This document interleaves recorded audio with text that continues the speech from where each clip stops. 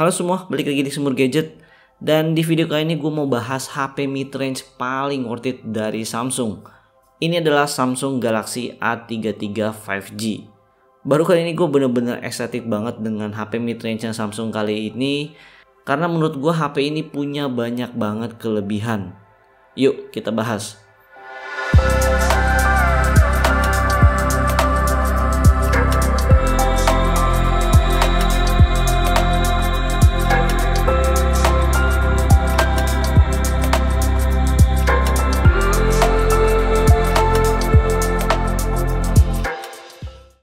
Di Samsung Galaxy A33 5G ini entah kenapa Samsung tuh kayaknya lagi baik banget ya.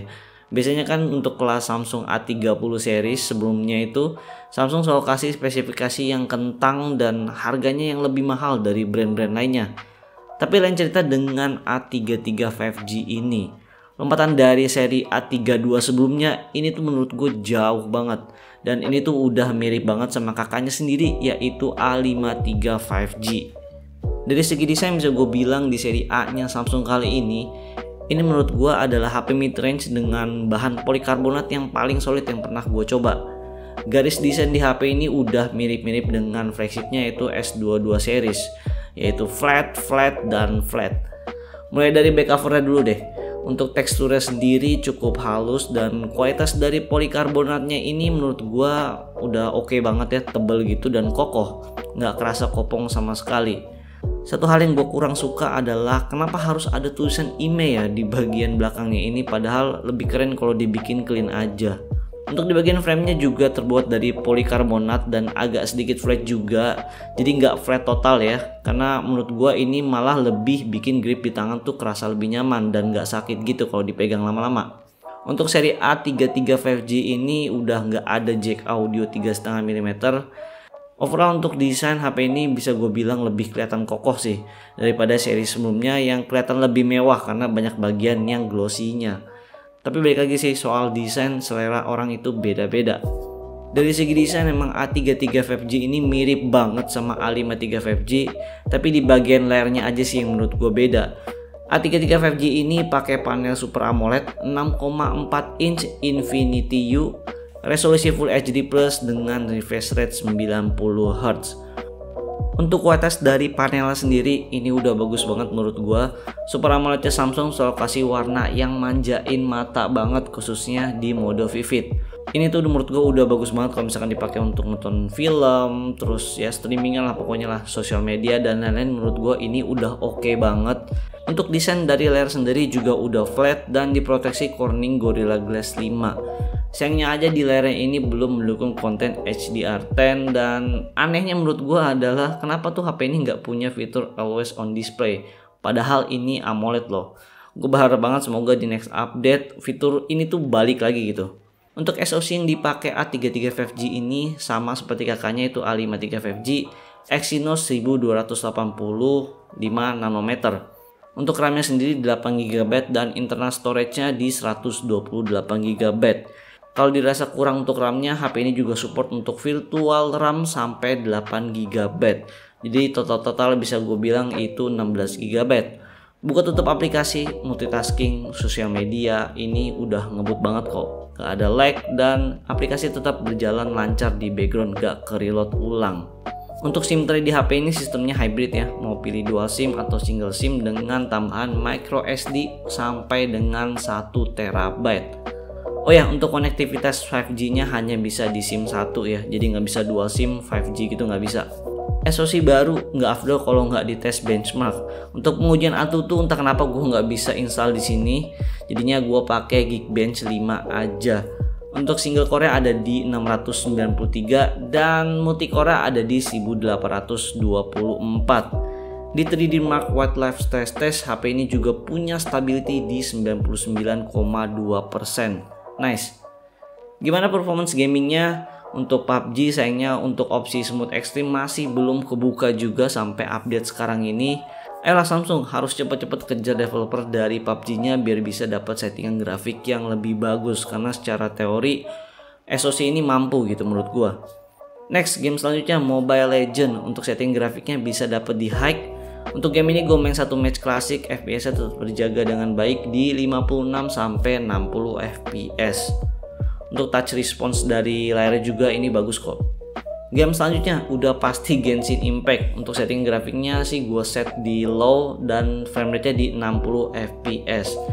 Untuk FPS yang gue dapet di 30 sampai 40-an fps. Kadang bisa sampai 50-an fps, tapi kalau misalkan keadaan lagi rame banget bisa drop sampai 20-an fps. Wajar sih menurut gue karena ini SoC bukan SoC flagship. Game yang terakhir CODM. Untuk setting grafiknya maksimal di medium aja dan frame rate-nya di very high. Kalau mau dapat frame rate di max, grafik quality-nya otomatis turun ke low. Tapi sayangnya aja kalau misalkan biarpun kita udah dapet di frame rate di max, FPS-nya masih tetap stay di 60 FPS aja. Untuk tab di bagian multiplayer juga cuman bisa diaktifin di realistic scope-nya aja. Untuk game ini gue main satu match multiplayer di settingan medium. FPS-nya bisa cukup stabil di 60 FPS. Untuk touch response dari layar sendiri ini juga udah bagus, nggak ada delay sama sekali. Kalau kalian mau ngerasain performance game yang lebih baik, jangan lupa aktifin alternate game performance manajemennya ya. Ngomongin soal baterai, HP ini punya kapasitas yang sama dengan kakaknya A53 5G, yaitu di 5000 mAh. Untuk scan on time yang gue dapet di pemakaian gue yang lumayan agak sedikit berat main game Genshin Impact, gue bisa dapet di 5-6 jaman, malah kadang lebih dari itu. Dan gue ngecas HP ini lebih sering 2 hari sekali sih kadang dibanding setiap hari. Lalu hal yang menarik juga di HP ini, akhirnya nih di A33 5G ini udah support 25 watt super fast chargingnya Samsung. Untuk pengisian daya dari 19% sampai 100% kurang lebih makan waktu 1 jam aja. Jauh lebih cepat ketimbang seri pendahulunya yang cuman bisa support di 15 watt aja. Tapi ingat, untuk chargernya harus beli sendiri, terpisah. Sekarang kita lanjut ke bagian kamera. Di A32 sebelumnya biasanya kita dikasih kamera yang biasa aja, tapi lain cerita dengan yang satu ini. Untuk sensor utama HP ini ada di 48 megapiksel f1.8, udah ada OIS-nya pula. Hasil foto di kamera utamanya menurut gua udah bagus banget. Di keadaan daylight hasil fotonya tajam, dan yang gue suka dari Samsung itu dynamic range-nya luas banget. Untuk karakter fotonya sih khas Samsung ya, eye pleasing lah, tanpa jejak yang overprocess.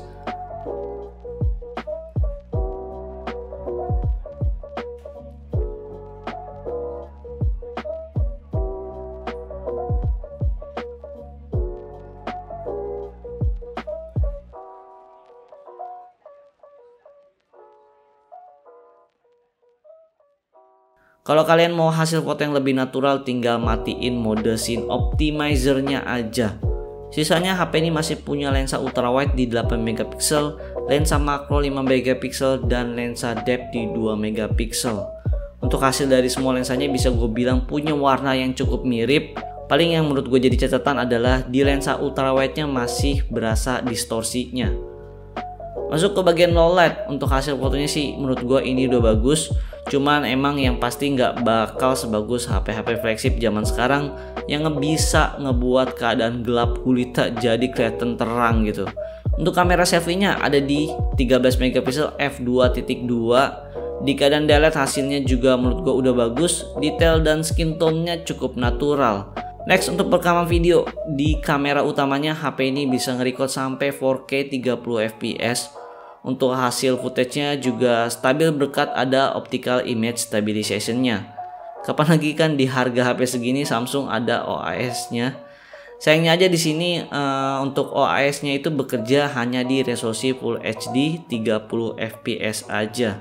Enaknya HP Samsung kalau kita record video di resolusi Full HD 30 fps, kalian bisa pindah-pindah lensa tuh, mulai dari lensa wide, ultra wide sampai ke kamera depan.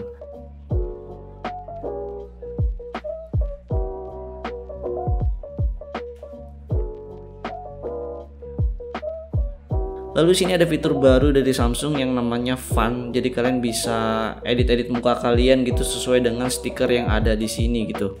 Menurut gue keren sih untuk lucu-lucuan. Lanjut ke perekaman video, kamera selfie-nya di sini juga bisa rekam sampai resolusi 4K 30 fps.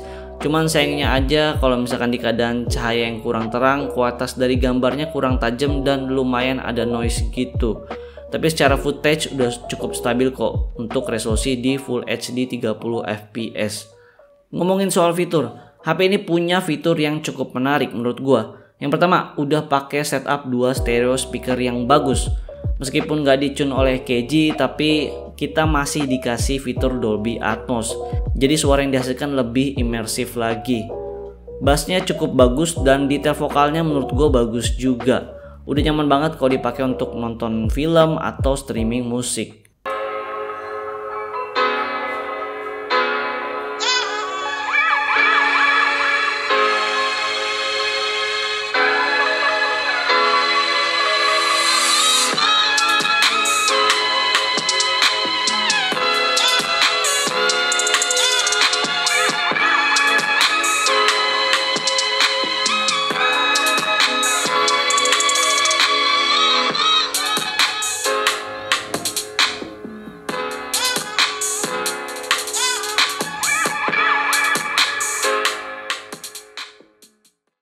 Yang kedua, HP ini punya rating IP67 tahan air dan debu.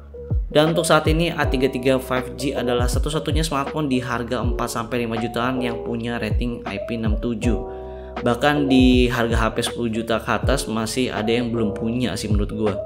Yang ketiga, ada NFC untuk top up e-money. Ngomongin One UI, ini adalah salah satu custom UI yang paling gue suka sampai saat ini. Karena UI-nya ini buat gue bener-bener terkonsep dengan sangat baik. Tampilannya mudah dipahami dan gak bakal buat orang bingung gitu. Apalagi buat orang yang baru pertama kali pakai device dari Samsung. Fitur-fitur dari One UI ini juga banyak banget yang gue suka. Contohnya adalah di bagian biometrik dan security-nya. Selain udah pakai under display fingerprint, HP ini juga punya proteksi double dari Knox mulai dari software hingga hardware-nya. Kalau buat gue pribadi sih ini lebih bikin gue nyaman aja dan aman gitu kalau misalkan gunain HP ini untuk transaksi mobile dan lain-lain. Untuk penyimpanan data pun udah ada secure folder yang udah bener-bener aman juga. Selama gue pakai HP ini untuk update software juga selalu rutin tiap bulan. Dan di HP Samsung sekarang akan ada pembaruan OS hingga 4 tahun ke depan dan security patch hingga 5 tahun ke depan. Jadi menurut gua ini HP punya umur yang cukup panjang. Itu juga kalau HP ini nggak lemot atau rusak sih. Oke, sekarang masuk ke kesimpulan. Menurut gua HP ini punya level yang jauh berbeda dari pendahulunya A32 sebelumnya. Bahkan saking jauhnya HP ini mepet banget ke kakaknya sendiri, yaitu A53 5G. Dengan adanya HP ini menurut gua malah bikin A53 5G makin gak worth it lagi untuk dibeli. Saran gue sih kalau misalnya kalian mau ambil A50 series, gue lebih menyarankan pilih A52s aja. Karena biarpun HP itu tahun lalu, tapi overall jauh lebih baik ketimbang A53 5G. Balik lagi ke A33 5G, apakah worth it untuk dibeli? Jawaban gue adalah sangat worth it. Di harga 4-5 jutaan cuman HP ini yang punya rating IP67. Dan gak cuman itu aja, mulai dari performance, quality kamera, display, sound, dan One UI nya semuanya rata bagusnya. Dan di HP ini Samsung berhasil ngasih experience yang bagus kecuali di bagian packaging HP ini. Untuk kualitas boxnya di harga HP 5 jutaan ini sama sekali nggak bagus sih. Bahan dari boxnya sendiri ini terasa tipis banget. Padahal HP ini tuh harganya 5 juta loh. Ya palingan segitu aja video review gua untuk Samsung Galaxy A33 5G ini. Semoga bermanfaat buat pertimbangan kalian yang lagi cari-cari HP mid range. Jangan lupa subscribe. Gua Tian dari Sumur Gadget pamit.